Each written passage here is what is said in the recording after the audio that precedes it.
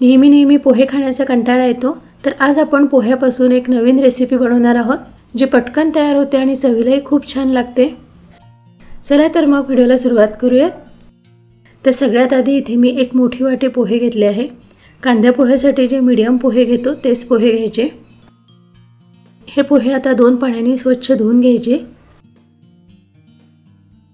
पोहे मी धुवून घेतले, त्यातलं पाणी काढून घेतलं। आता यात आणखी थोडं पाणी घालायचं, यावर झाकण ठेवायचं आणि 15 मिनिटं हे पोहे भिजत ठेवायचे। आता 15 मिनिटांनंतर पाहूया, पोहे चांगले मुरलेले आहे। आता हे हाताने असे स्मॅश करून घ्यायचे, अगदी बारीक करून घ्यायचे। तर 2-3 मिनिटं पोहे हाताने मी मळून घेतले।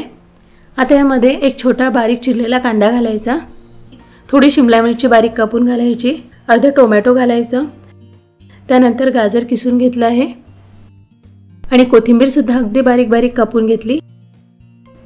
यामधल्या ज्या कोणत्या भाज्या तुमच्याकडे असेल त्या घाला, पत्ताकोबी असेल तर पत्ताकोबी सुद्धा घाला। हे भाज्यांचं प्रमाण मी मोजून घेतलं नाही आहे, अंदाजे थोड्या भाज्या घ्यायच्या। थोडं चवीनुसार मीठ घालायचं।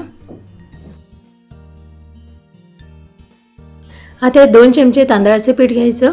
तांदळाच्या पिठामुळे ही रेसिपी छान खुसखुशीत होते। आणि पाव वाटी बेसन घ्यायचं।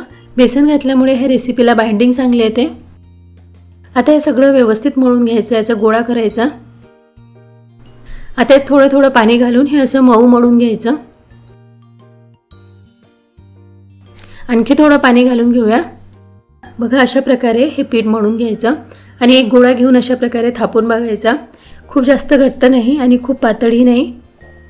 इकडे गॅसवर मी तवा गरम करायला ठेवला आहे। तव्यावर थोडं तेल घालून घ्यायचं। ह्या नाश्त्यासाठी आपल्याला खूप तेल लागत नाही, थोड्या तेलातच नाश्ता तयार होतो। आता 1 चमचा बॅटर घेऊन असं पसरवून घ्यायचं। एका वेळी असे छोटे हे तुम्ही 4-5 बनवू शकता। ह्या मिश्रणाचे तुम्ही मोठे उत्तप्पा सुद्धा बनवून घेऊ शकता, पण मी अशा प्रकारे छोटे बनवून घेतले आहे। यामुळे हे लवकर शिजतात आणि चवीलाही छान लागतात आणि छोट्या मुलांना सुद्धा अशा प्रकारे आकार दिला की खायला ते आवडतात। याला तुम्ही पोह्याचे व्हेजिटेबल पॅनकेक म्हणू शकता। आता हे सगळे पलटून घ्यायचे आणि दुसऱ्या बाजूने सुद्धा चांगले भाजून घ्यायचे। गॅस मीडियम टू लो फ्लेमवरच ठेवायचा।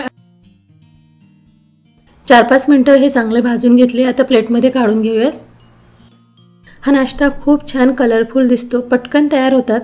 नेहमी पोहे खाण्याचा आपल्याला कंटाळा येतो, तर अशा प्रकारचा हा पोह्याचा नाश्ता बनवून बघा।